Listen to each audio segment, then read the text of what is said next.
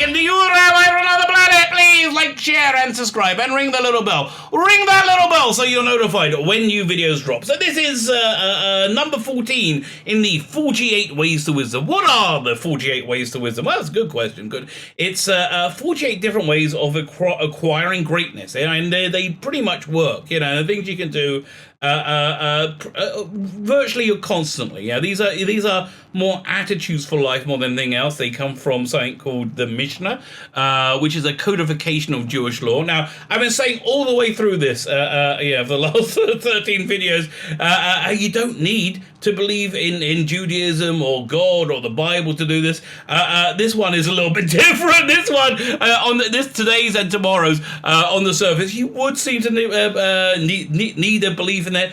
I'm going to say not so much. But anyway, before we get into it, as I said, hit the like, share, subscribe button. That'd be really, really, really fantastic. Thank you very much. If you want to be super, super nice, go check out my my Indiegogo campaign. I write and draw comic books. They're pretty darn good comic books, if I may say so. So I got these two going on right here. It's Biblical, Bible stories, the atheists, creationists, rationalists, and rogues, and the Imperium, a love letter to telefantasy, which I just adore. I just adore, of the 1960s. So yeah, it's in the video notes. Go check them out. If it's for you, fan-freaking-tastic. That'd be wonderful. Fine, so let's get to way 14 of the 48 Ways of Wisdom. Written instructions for living. So they're a little bit coy about this one because they didn't know what to do on this website, which I like this website a lot. This website is Aish.com. Now, Aish.com is the rabbinical seminary that I attended as a callow youth. I wasn't religious at the time. They existed to provide Jewish education for people who without a background of Jewish, which is what I was. So I said, I'll attend a couple of classes. Why not? You know, I'm open-minded. And blow me, but they convinced me pretty darn quickly, and I became religious like right there. That's like, what was it, good 30 years ago now? So more than 30 years ago now. So I think it stuck. But anyway, this was the rabbi in charge of Aish.com. He passed away about 10-15 years ago, Rabbi Weinberg. This was his central thing, the 48 Ways to Wisdom. He developed this thing, and so way 14 is written instructions for living. So it says the Torah. Torah is the Jewish word for Bible. Torah is not an arcane text of an ancient world. It is the essence of Judaism, which is the essence of ourselves. So basically, the problem they run into at this one is number 14 of the 48 Ways of Wisdom is a belief in the Old Testament, right? And I kept saying, you don't need to believe in the Old Testament. Well, it's not really that. This way is called B'mikra, which means with the written law.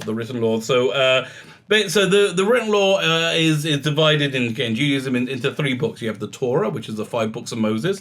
You have the prophet, God speaking to various prophets, Isaiah, Jeremiah, Ezekiel, and they transmitted that message to strengthen the Jewish commitment, the Israelite commitment to the Bible, the Old Testament. And the writings are like Proverbs, Psalms, Esther, emphasize God's message in a poetic style. That's why they're the hardest to fathom, because they're all in Hebrew, and they're so insanely, especially Psalms. You have no idea how deep they are, which is what we're going to talk about tomorrow. But anyway, the point is this, that the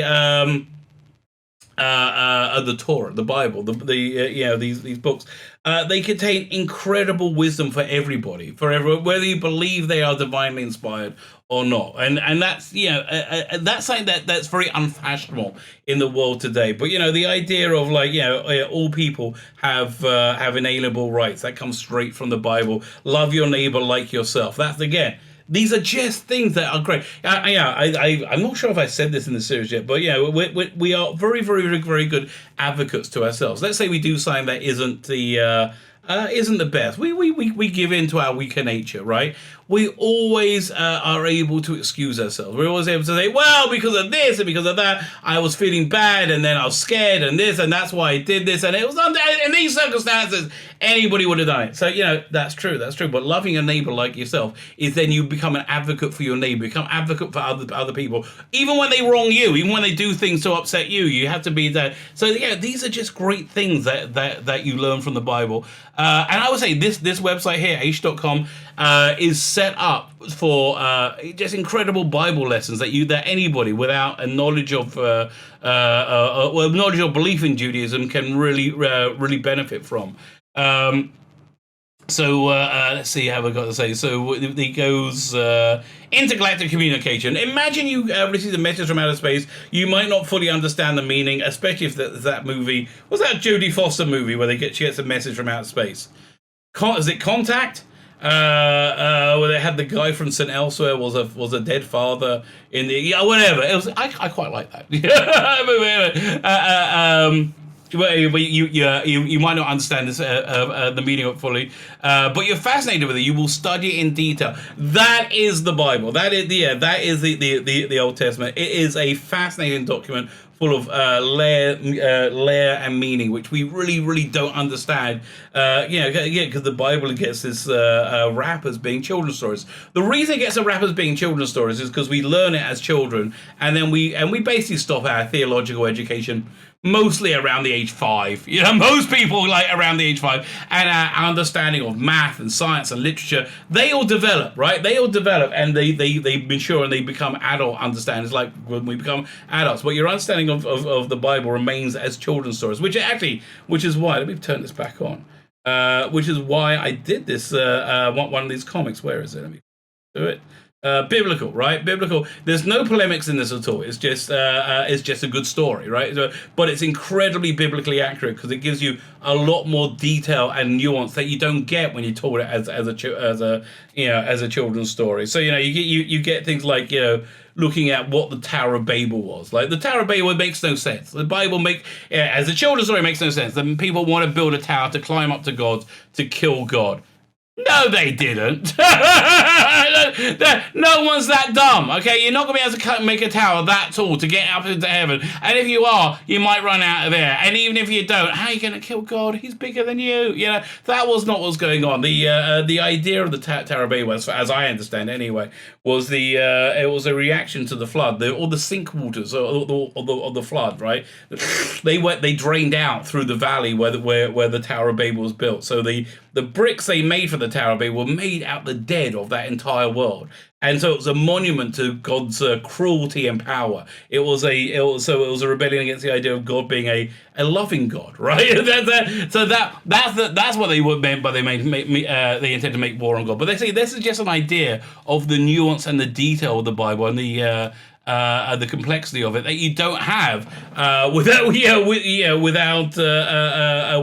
looking into it. So this is actually a genuine, really good way to acquire wisdom, because there is just this profound wisdom imprinted within the Bible. So I would recommend just go. There's classes everywhere. There's classes going on with lots of interesting stuff, and give it a try. You have preconceived notions of what the Bible is. You might like it. And if you are religious, even more reason. There's a lot more going on there than you possibly realize, because I feel it's a document that's just deep, full of meaning. So what's this bit? The time is now. The first sentence a Jewish child is taught is Torah Sivalana Moshe Masara Kiyala Yaakov. The Bible was commanded through Moses as an inheritance of every Jew. The Torah is meant for everybody.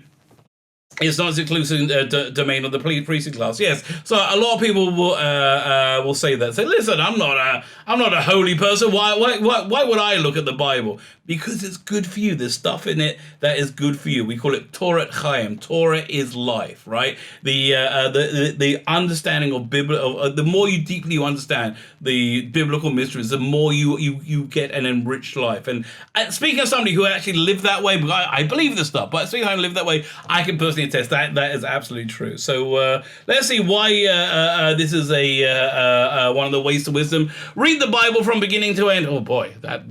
Okay, no, don't do that. It makes no sense unless you read something with reads it in English with a colloquial commentary. I mean, the Living Bible is a good one, I guess. If you haven't yet learned Hebrew by some authentic Jewish translation. Okay, that's terrible advice. That's terrible advice. You're gonna get you're gonna get to the middle and you go, why am I learning about cubits to build a tabernacle?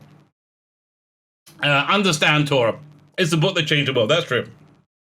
Learn Torah, discovers God's instructions for living. So that's basically what we think the Bible is. We think that the Bible is the user manual for existence. You know, like it used to be. You don't anymore. Used to be when you got a computer, you got this big thick user manual to tell you how to use it.